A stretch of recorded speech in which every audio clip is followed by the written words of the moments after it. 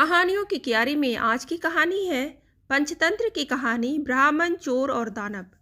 एक गांव में द्रोण नाम का एक ब्राह्मण रहता था। वह बहुत गरीब था। न उसके पास पहनने के लिए अच्छे कपड़े थे और न ही कुछ खाने को था।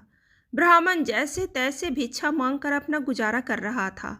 उसकी गरीबी को देखकर एक यजमान को उस पर दया आ गई। उसने द्रोण को बैलों का एक जोड़ा दान में दे दिया। बैलों को गोधन मानकर ब्राह्मण द्रोण उनकी सेवा पूरी लगन के साथ करने लगा। उसे बैलों से इतना प्रेम था कि वो खुद कम खाता था, लेकिन बैलों को भरपेट खिलाता था। ब्राह्मण की सेवा पाने के बाद दोनों बैल तंदुरुस्त हो गए।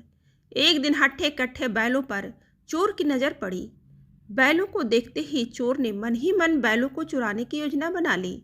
योजना बनाने के बाद रात होते ही चोर ब्राह्मण के घर बैल चुराने के इरादे से निकल गया। कुछ दूर चलते ही चोर का सामना एक भयानक राक्षस से हुआ।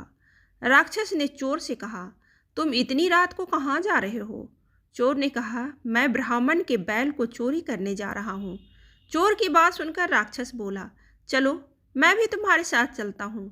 मैं कई दिनों से भूखा हूँ।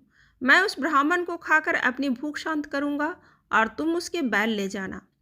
चोर के मन में हुआ कि रास्ते के लिए एक साथी भी हो जाएगा तो इसे साथ ले जाने में कोई बुराई नहीं है। यह सोचकर चोर अपने साथ राक्षस को साथ लेकर ब्राह्मण के घर पहुंचा। ब्राह्मण के घर पहुंचकर राक्षस बोला, पहले मैं ब्राह्मण को खा लेता हूँ, उसके बाद तुम बैल चुरा लेना। चोर ने कहा, नहीं, पहले मैं बैल चुराऊंगा, उसके बाद तुम ब्राह्मण को खाना। अगर तुम्हारे आक्रमण से ब्राह्मण जाग गया तो मैं बैल नहीं चुरा पाऊंगा।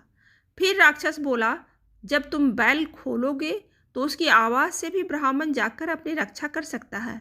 मैं इस चक्कर में भूखा रह जाऊंगा। राक्षस और चोर दोनों इसी तरह बहस करते रहे। एक दूसरे की बात मानने को उनमें से कोई तैयार नहीं था। इसी बीच राक्षस और चोर की आवाज़ सुनकर ब्राह्मण जाग गया। ब्राह्मण को जागा देखकर जल्दी से चोर बोला, हे ब्राह्मण, देखो, यह राक्षस आपको खाने आया है, लेकिन मैंने इससे आपको बचा लिया। इसने कई बार आपको खाने की कोशिश भी की, पर मैंने ऐसा होने नहीं दिया। चोर की बात सुनकर राक्षस ने भी तुरंत कहा, नहीं ब्राह्मण, मैं आपको खाने नहीं बल्कि आपके बैलों की रक्षा करने के लिए यहाँ आया हूँ। यह चोर आपके बैल चुराने आया था। दोनों की बात सुनकर ब्राह्मण को शक हुआ। खतरे को भांपते हुए ब्राह्मण ने फटाफट डंडा उठाया और दोनों को भगा दिया।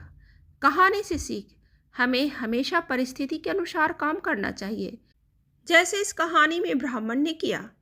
उसे चोर व राक्षस की बात सुनने के बाद अपनी आत्मरक्षा के लिए डंडा उठा लिया, जो उस परिस्थिति के लिए बिल्कुल सही था।